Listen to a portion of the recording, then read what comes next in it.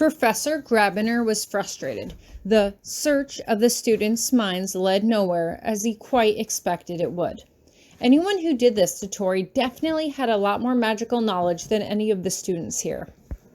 Even though Tori was the one whose life was in imminent danger, he couldn't help but feel sorry for himself, especially after seeing her running around the quad on the back of a freshman boy, shrieking and whooping and having a grand old time. He wasn't jealous, no, not so much as hurt, and confused. That was one word that accurately described his feelings right now. Everything about their situation was wrong. Their marriage had been a means to an end, a way to save her life and nothing more. And yet, during her final exam, her roommates had indicated that she may have harbored feelings for him even before the incident. And she seemed resolute to make things work, both the night of the May Day ball and when she returned. He figured when she returned home for the summer, she would cast off her childish affections for him, but she seemed to return with more resolve than ever. But that wasn't it. The fact was that they had spent the past few months of summer getting to know each other, even if it was just for brief Saturday afternoon visits that got longer and longer as the weeks passed. He had started to open up to her in ways that he hadn't opened up to anyone else in over a decade. And just when he had started to feel comfortable with her, she was gone. Not even gone. She didn't remember him. Well, at least not the him that she had come to know. Now he was back to being the crabby old professor that the students hated. He thought he would have an easier time putting up with it this semester, knowing that she was there to understand why he was so hard on them, but the fact that she didn't even remember what she'd seemed to figure out for herself was daunting. Was it only her silly romantic notions that allowed her to see the good in him? Or, more fearfully, perhaps she never saw the good in him at all, simply because there was no good to be had. He was a grouchy, mean teacher who was mean simply for the sake of it, and that was it. That was all he was. He shook his head. He had never really questioned or burdened himself as to how students saw him the way they did until she came along. The whole thing was ridiculous anyway. She was his student. He was her professor. He shouldn't be feeling anything towards her. And yet, how had she put it? That he was her professor for 3 more years, but would be her husband for life.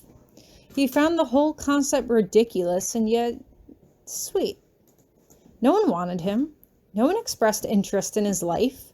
Not that he really invited anyone to. He had pushed them all away after he watched Violet's life get sucked away in the most gruesome way possible. How was he supposed to talk to people after that? How could they understand? They all seemed to move on so quickly, but he vowed to never move on. And for the past 10 or so years, he had done just that, pushing away anyone that got close. And now he was married. He honestly felt pity for that poor girl at first. She was very pretty, very bright, and very smart. She worked hard and had a natural talent for magic. She would have undoubtedly ended up with a nice young boy at some point if the whole school didn't know of their affairs. Although, he stopped to think, none of the school did remember now. Once Tori's memories were set straight and the marriage was dissolved, she was free to pursue other romantic interests without concern that they would be tainted by their previous connection. Tori's mind would have to be wiped of the whole affair, safely, of course, but now that he could see that she would be happy and get along fine without him, it honestly made the blow so much easier to take. He had his wounded pride, but that was all. So he had opened up to her. It would scarcely matter, as she would no longer remember anything he had said to her anyway. His privacy and personal life would once again be left to the vicious speculations of bitter students, as it should be. He learned a valuable lesson about not playing around with his madness with students so nearby, and he would never get close to anyone ever again. He stopped just short of making that a solemn vow. He was proctoring the freshman students' first exams when in came that little red-headed boy that Tori was playing around with.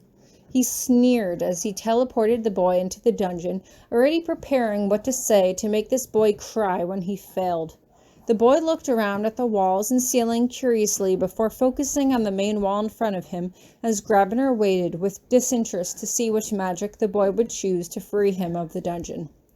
The girl who had taken the test before him had tried to use white magic to convince the spirits to help her out. Foolish girl.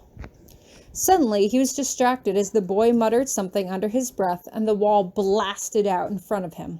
A look of shock and alarm crossed over Professor Grabiner's face. He should not have been able to do that. The boy didn't investigate into the darkness further, just seemed to sit back and wait to be teleported back out. Professor Grabiner hesitated a moment before he did just that. "How did I do?" the boy asked. He seemed to be looking for some sort of praise, some sort of a reaction. "Did I pass?" "You passed." Grabiner was determined not to give anything away. He said nothing more than that. "But did I, do good? Did I get an A?" "An A," Grabiner mused. "You are a wild seed, then, to expect us to use such an archaic grading system?" I am," Thomas replied.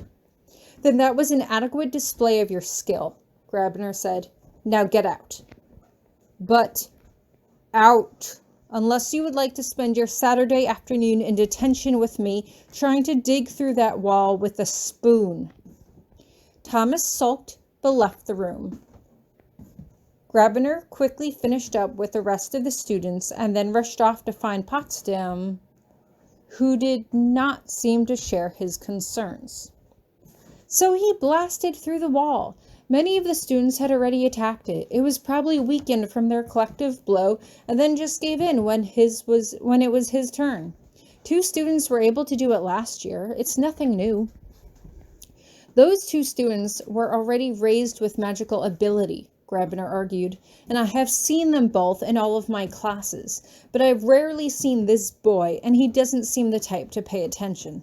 This is too advanced magic for a wild seed to grasp a few weeks into classes. Perhaps he received extra tutoring assistance from Professor Coleman, Potsdam suggested, or maybe Miss Brown. Grabiner's eyes snapped up to meet hers. "Oh, come now, you know I have eyes on that girl at all times." "Then you know that they have been spending a healthy amount of time together," Potsdam replied. "I have already compelled him, and there was nothing strange about him. He's a normal wild seed boy from a normal family. He just seems to have a healthy, natural dose of red magic is all." Grabiner huffed. "I still don't trust him." "Then by all means don't," Potsdam exclaimed. "Keep a closer eye on him if you want. We still don't have any leads as to who did this to Tori or why, but in the meantime, you need to keep your jealousy in check around the other students." "My jealousy?"